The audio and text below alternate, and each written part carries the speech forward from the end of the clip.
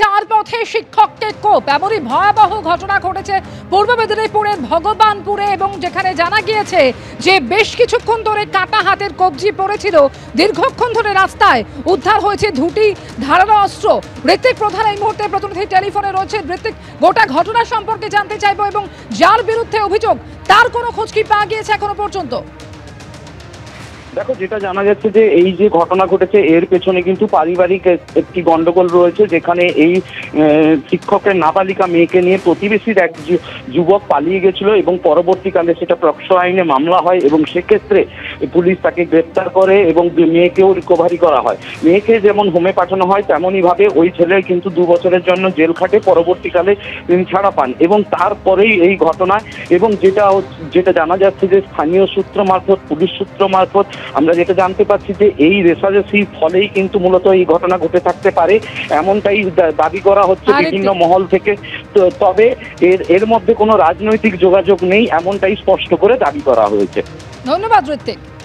আমি যখন আসি এখানটায় গোটাটা রক্তারক্তি, আর স্যারটা চলে গেছে, সে গামছায় হাত বাঁধা আছে আর কি, চলে যাচ্ছে সেদিকে টোটোয় নিয়ে। তার মানে স্ত্রী এসেছিল, নিয়ে চলে যাচ্ছে।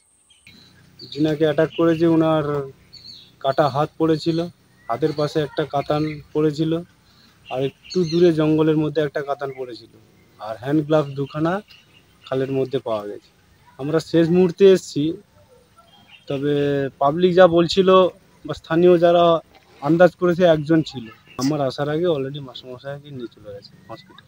দুর্গাপুজোর অনুদান নিয়ে কলকাতা হাইকোর্টে মামলা, আর সেই মামলায় এবার বিস্তারিত তথ্য তলব করলো কলকাতা হাইকোর্ট। কোন কোন পুজো কমিটিগুলো হিসাব দেয়নি সে বিষয়ে বিস্তারিত তথ্য তলব করা হয়েছে এবং এই মামলায় পর্যবেক্ষণ বিচারপতি সুজয় পালের যে যারা হিসেব দিচ্ছেন না তাদের বিষয়টা বিবেচনা করে দেখতে হবে, প্রয়োজনে অনুদান বন্ধ করে দেওয়া হোক, এমনও পর্যবেক্ষণ বিচারপতি সুজয় পালের।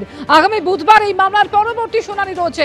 ঠিক কি হলো আদালতে জানবো। সৌভিক মজুমদার আমাদের সঙ্গে এই মুহূর্তে নিউজ রুমে রয়েছেন। সৌভিক, অর্থাৎ একদিকে বিস্তারিত তথ্য যেমন তলব করা হয়েছে এবং একই সঙ্গে প্রয়োজনে অনুদান বন্ধ করে দেওয়া হোক, এই পর্যবেক্ষণ আজকে ছিল বিচারপতির।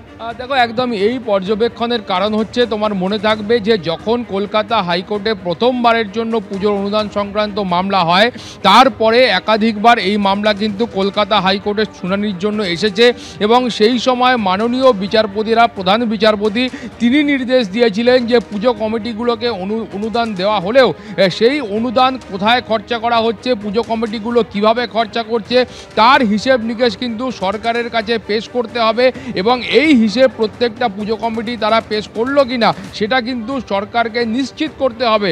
ফলত নতুন করে এবছর যে মামলা হয়েছে বা আবেদন করা হয়েছে, সেই আবেদনে খুব স্পষ্ট করে অভিযোগ করা হয়েছে যে ইতিমধ্যে একাধিক পুজো কমিটি তারা কিন্তু সরকারের কাছে এই হিসেব পেশ করেনি, অর্থাৎ সরকারের তরফ থেকে যে টাকা দেওয়া হয়েছিল প্রতি বছর অনুদান বাবদ, সেই অনুদানের টাকা তারা কিভাবে খরচা করলেন তার কোনো হিসেব সরকারের কাছে নেই।